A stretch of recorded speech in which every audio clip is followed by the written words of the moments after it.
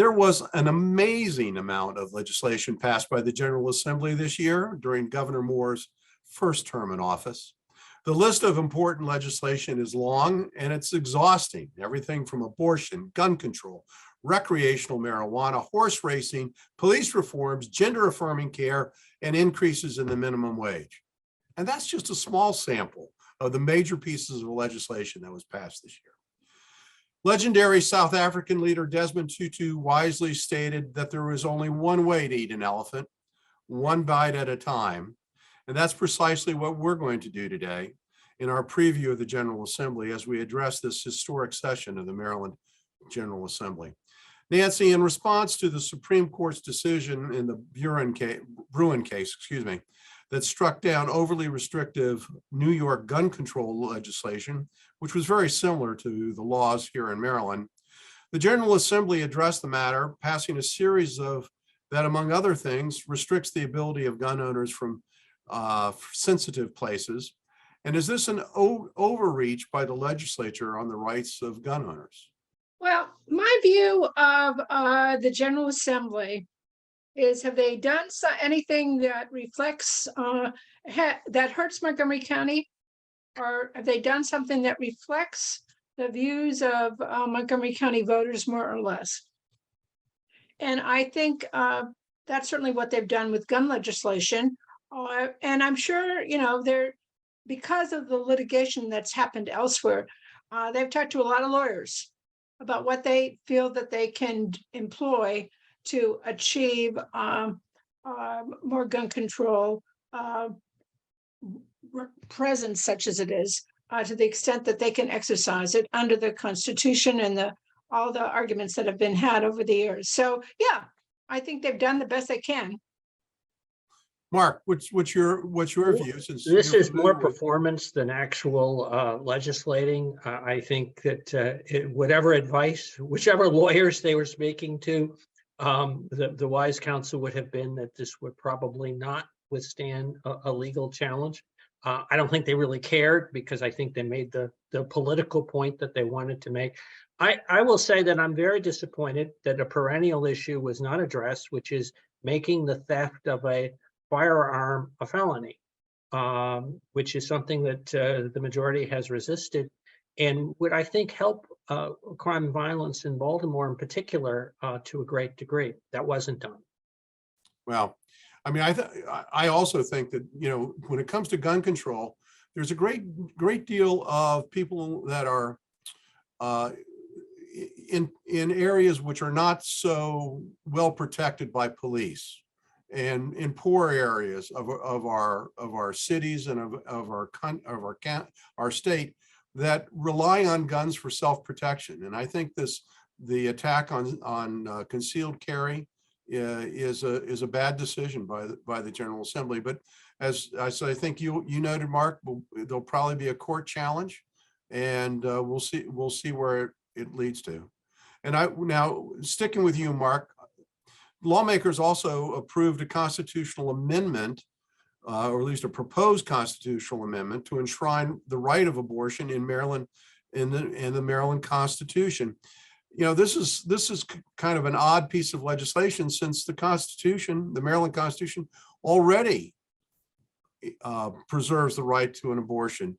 So what's going on with this piece of legislation? Well, not to be, strike the same note again, but again, this is more performance than actual legislating, since that has been the law in Maryland for quite some time. It does reflect that late-term abortion. Indeed, Maryland had less restrictive laws than even states such as New York until very recently. New York, they changed it.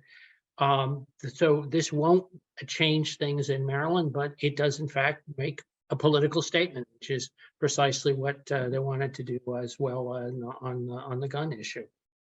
Well, Nancy, I mean, the abortion issue has become very, very hot. We saw this in the Wisconsin election for the Supreme Court, where that became a very big topic. I mean, we're going to have a plebiscite on this in the next election cycle. How big an issue is this?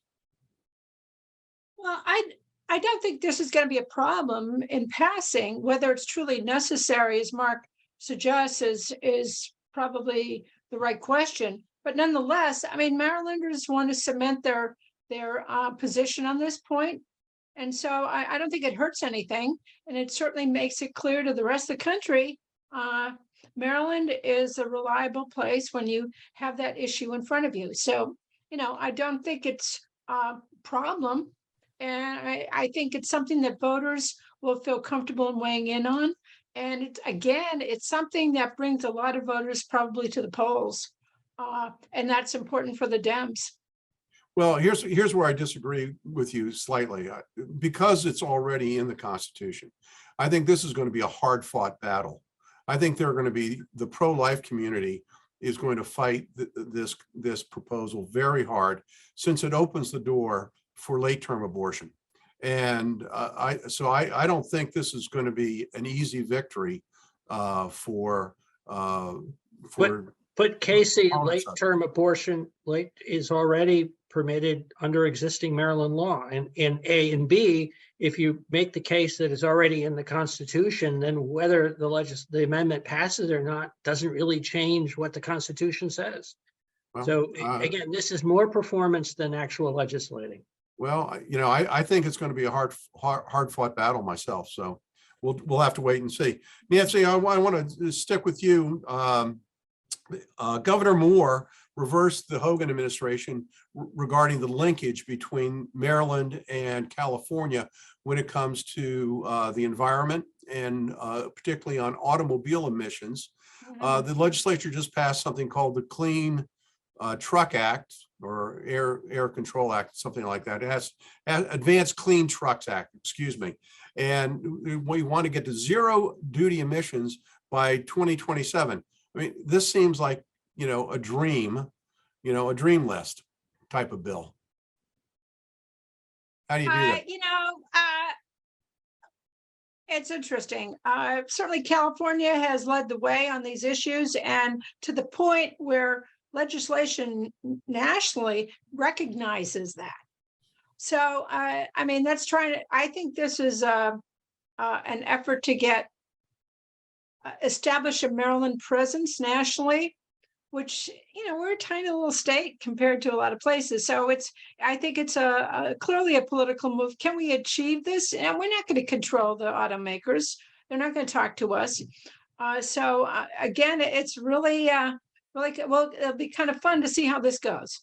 Mark, there's been a lot in the news about electric vehicles, but they're all automobiles. This is calling for heavy duty trucks to become electric. There are only a few relative examples out there. This is pie in the sky stuff. This is just, throw the mud on the wall and see if it sticks. This is an exercise in central planning, and in that central planning, mandating the use of technologies that really currently don't currently exist.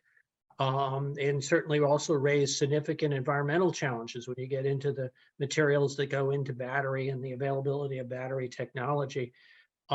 This, I think, is going to be one of the fault line issues of the coming decade, of the costs and consequences of these mandated choices, which are really not affordable, and where the existing infrastructure, the electric infrastructure, the grid, in order to support these mandates, don't exist yet and may not be in existence in time. So, if I could just comment on that one, sure. Casey, it raises the question: is Moore already running for president? Well, I think that was answered before the election with the publication of his second autobiography. But that's a great question. We only have time for one more topic, and I want to talk about with you, Nancy, about the Marijuana Recreational Use Act that was passed, and it goes into effect on July 1st. I don't understand how progressives who hate tobacco smoke and who hate people vaping can just blithely say, well, smoking marijuana is okay. Well, Casey, I have to say the people spoke on this issue. Yeah. So they're okay. really just implementing what was voted on in the last election. Well, but the corollary to this is that the legislature did pass, and Mark, this is for you, a bill that says that the mere odor of burnt cannabis doesn't give probable cause for a stop. My goodness, we're going to have traffic accidents all over the place because of the increased use of marijuana, aren't we? So what I was thinking about that is if a car's in a crash and the police come on the crash and they smell marijuana in the crash, shouldn't they be able to search the car? I mean, the answer is wouldn't be allowed to search the car to determine whether or not there was marijuana presence in order to make a determination as to whether the driver might have been driving under the influence. Where's the Mothers Against Drunk Driving for something like this? I mean, I think this is just a terribly, lax bill. It was a feel-good bill, unfortunately.